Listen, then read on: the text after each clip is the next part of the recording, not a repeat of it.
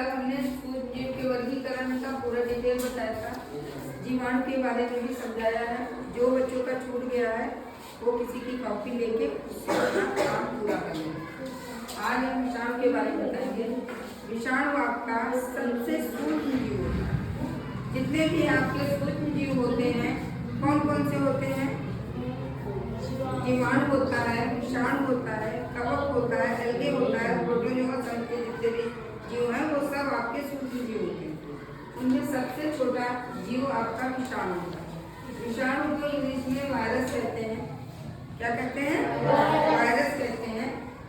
ये सबसे सूक्ष्म जीव है। न्यूक्लिक अम्ल और प्रोटीन के बने होते हैं। ये किसके बने होते हैं? न्यूक्लिक अम्ल और प्रोटीन के बने होते हैं। आज आपने सुबह नया सवेरा कार्यक्रम में प्रोटीन के बारे में समझा ना और पढ़ा। किसमें पाई जाती है प्रोटीन? दाल में पाई जाती है। सभी प्रकार की दाल में आपको प्रोटीन मिलती है, इसलिए दाल जरूर खाने में प्रयोग करना चाहिए। ये पूर्णतः परजीवी होते हैं। परजीवी का क्या मतलब होता है? परजीवी का क्या मतलब होता है? जो दूसरों से अपना भोजन लेते हैं, खुद नहीं बनाते अपना भोजन। स्वपोषी जीव किन्हें कहते हैं? स्वपोषी, स्व माने स्वयं, पोषी माने अपना भोजन स्वयं बनाते हैं, उन्हें स्वपोषी कहते हैं।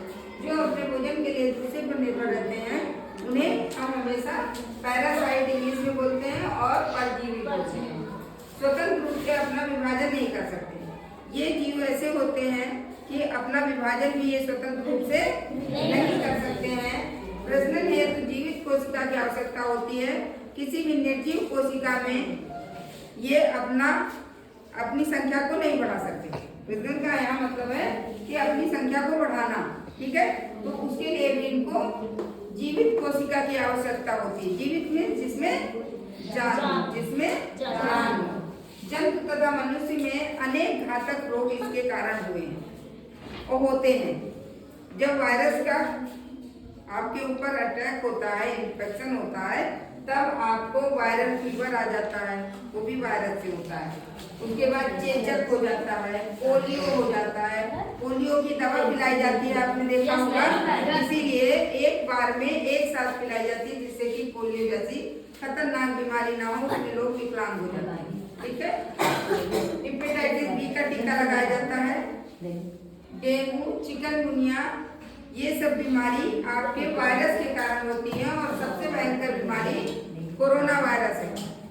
सबसे भयंकर बीमारी थी कोरोना वायरस। और भी सब बीमारियां भयंकर ही हैं, पर अब थोड़े थोड़े इंजेक्शन लग के उनका बचाव हो गया। कोरोना में भी आपने देखा है इंजेक्शन लगे हैं बचाव के लिए, लगे हैं ना, जिससे कि आपको वो भी तो खतरनाक ना हो, घातक ना हो, कुछ जान बची रह जाए, इसलिए इंजेक्शन लगवाए गए। 2 डोज लगी है सभी को। और उससे हम लोग कोरोना वायरस काल को भी जिए हैं, उससे हम लोग कोरोना से बचे हैं। और उसके लिए हमको वायरस से बचाव के लिए हमको बहुत साफ सफाई, हाथों को बार बार धोना, हाथों को अच्छे से धोना, बैक्टीरियल और वायरल इन्फेक्शन से बचने के लिए हमें विशेष तौर से साफ सफाई का ध्यान रखना चाहिए, ठीक है। और मास्क का प्रयोग हम लोगों ने कोरोना काल में क्यों किया?